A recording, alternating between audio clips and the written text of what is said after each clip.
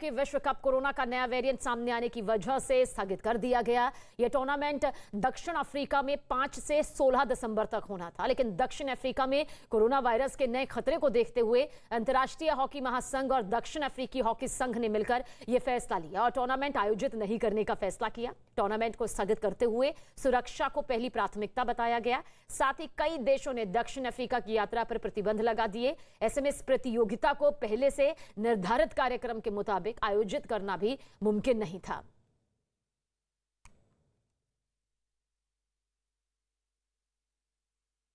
तो दक्षिण अफ्रीका में मिले कोरोना के नए वेरिएंट ओमिक्रॉन से पूरी दुनिया में दहशत है। वो इसलिए क्योंकि पूरे देशों में अगर जिक्र किया जाए तो कई देश ऐसे हैं जो इस नए वेरिएंट के मरीज जहां पर मिलने शुरू भी हो गए हैं और बताया जा रहा है कि दक्षिण अफ्रीका के बाद अब नामीबिया, बोत्सवाना, जिम्बाब्वे, इजराइल और हांगकांग में ओमिक्रॉन के नए मरीज मिल चुके हैं। देखिए इस मैप के जरिए, इस ग्लोब के जरिए आपको वो देश भी बता रहे हैं जहां पर इस नए वेरिएंट के मरीज अब मिलने शुरू हो गए हैं, जो कि खतरे की घंटी है।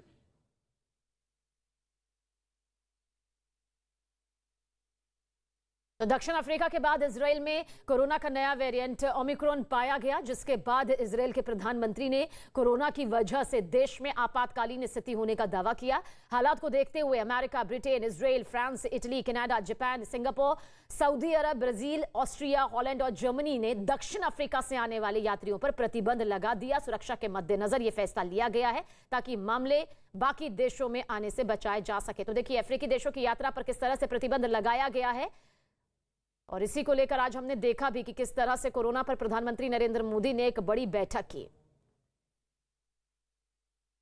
और कोरोना के नए वेरिएंट ओमिक्रॉन का सबसे ज्यादा खतरा जिन देशों में है उनमें दक्षिण अफ्रीका सबसे ऊपर है। दक्षिण अफ्रीका में ओमिक्रॉन के 20 से ज्यादा मरीज मिल चुके हैं, जिसके बाद पूरे विश्व में इसे लेकर सतर्कता बरती जा रही है। दक्षिण अफ्रीका के अलावा ब्रिटेन, ब्राजील, बांग्लादेश, बोत्सवाना और चीन में भी इस नए वेरिएंट के फैलने का खतरा सबसे ज्यादा बताया जा रहा है। तो नए वेरिएंट का खतरा किस किस हिस्सों में, किन किन देशों में सबसे ज्यादा है, इस पूरे ग्लोब के जरिए आप यहां पर समझ सकते हैं।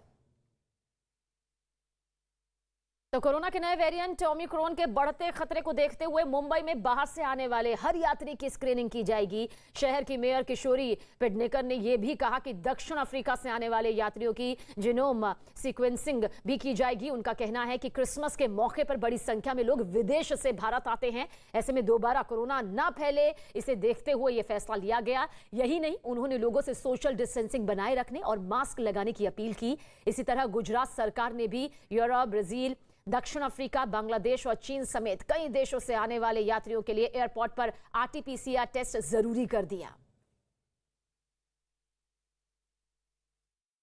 कोरोना का नया वेरिएंट आने के कारण बहुत ही मुंबई में चिंता बढ़ गई है, लेकिन दक्षिण अफ्रीका की तरफ से जो प्रवासी आ रहे उनको क्वारंटाइन किया जाएगा।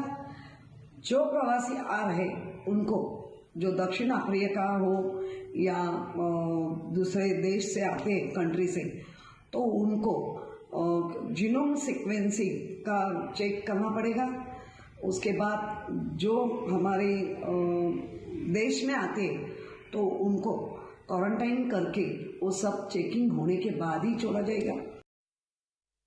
और दो तस्वीरें इस वक्त हम आपके सामने दिखाने जा रहे हैं। अब हर यात्री की यहां पर जांच करने का फैसला जो है लिया जा रहा है। मुंबई और गुजरात, अहमदाबाद की ये दो तस्वीरें इस वक्त एयरपोर्ट की आपके सामने मौजूद हैं। देखिए इन दो तस्वीरों के जरिए अब आप समझिए जिस तरह से दक्षिण अफ्रीका में 20 से ज्यादा मरीज ओमिक्रॉन वेरिएंट के मिले हैं, उसके बाद खतरा इन देशों से उड़ान भरकर हिंदुस्तान आने वाले लोगों पर हो गया, उन यात्रियों पर हो गया, जिसके चलते अब सख्त फैसले यहां पर लिए जा रहे हैं और जांच भी बेहद जरूरी हो जाती है।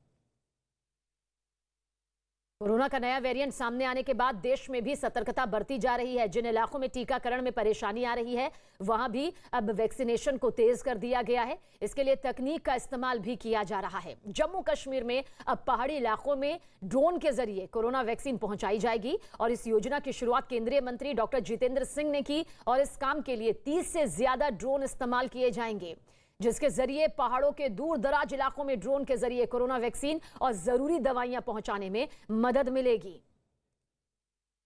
कोविड वैक्सीन को दूर दराज के इलाकों में पहुंचाने के लिए किया गया ट्रायल जम्मू में आज सफल रहा।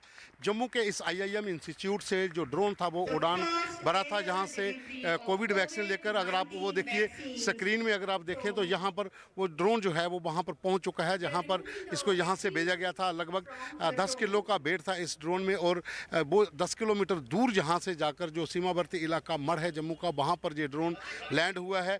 और लगभग 20 मिनट लगे हैं जम्मू के इस इंस्टीट्यूट से लेकर वहाँ तक पहुँचने में। तो इसी तरह का जो एक ट्रायल था जहाँ पर जो किया गया वो सफल रहा है।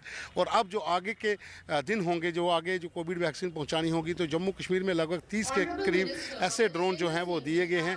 वो दूर दराज के पहाड़ी इलाकों में कोविड वैक्सीन के साथ साथ दूसरी दवाइयाँ भी अब आसानी से पहुँच सकती हैं। और इस समय जो एक प्रयास था जम्मू कश्मीर में सरकार की तरफ से कि ड्रोन के जरिए कोविड वैक्सीन दूर दराज के इलाकों में पहुँचाई जाएगी, तो वो आज सफल रहा है। कैमरामैन राजवी के साथ पवन शर्मा, न्यूज़ 18 इंडिया, जम्मू। भारत के आधुनिक विज्ञान का आधुनिक यंत्र ड्रोन आज एक नया अवतार ग्रहण कर रहा है, और हमारे लिए, सबके लिए गर्व की बात है कि भारत में जन्मा ये ड्रोन बंगलौर में जिसका निर्माण हुआ, आज से कोविड वॉरियर कहलाएगा। और मोदी जी ने जिस वैक्सीनेशन अभियान का प्रारंभ किया था, जो देखते ही देखते जन अभियान में परिवर्तित हो गया, और उसके उपरांत जब 100 करोड़ का कीर्तिमान स्थापित हुआ, तो मोदी जी ने हमारे आगे लक्ष्य रखा हर घर दस्तक। और हर घर दस्तक में हर नागरिक ने अपनी अपने यथाशक्ति यथा सामर्थ्य योगदान दिया है। आज से कोविड वॉरियर के रूप में ये ड्रोन भी उन घरों तक पहुंचने में सफलता प्राप्त करेगा जहां वाहन नहीं पहुंचते, जहां परिस्थितियां अनुकूल नहीं, विशेषकर जो पहाड़ी क्षेत्र हैं, दूर दराज के क्षेत्र हैं, और ये क्षेत्र जहां हम खड़े हैं ये सीमावर्ती क्षेत्र है। आज हमारा ये पहला ट्रायल भी सीमावर्ती क्षेत्र में जा रहा है। उत्तराखंड के मुख्यमंत्री पुष्कर सिंह धामी ने कोरोना के नए वेरिएंट को देखते हुए एहतियात बरतने के निर्देश दिए। पुष्कर सिंह धामी के मुताबिक कोरोना को रोकने के लिए जो भी जरूरी कदम है उन्हें उठाया जा रहा है और सभी जरूरी इंतजाम किए गए हैं। नहीं, हमारा पूरा ध्यान है टेस्टिंग को लेकर भी और गाइडलाइन को लेकर भी। हम पूरी तरह से सजग हैं और हम कोशिश कर रहे हैं कि हर प्रकार से जो है उसको रोका जाएगा, और जो भी जरूरी है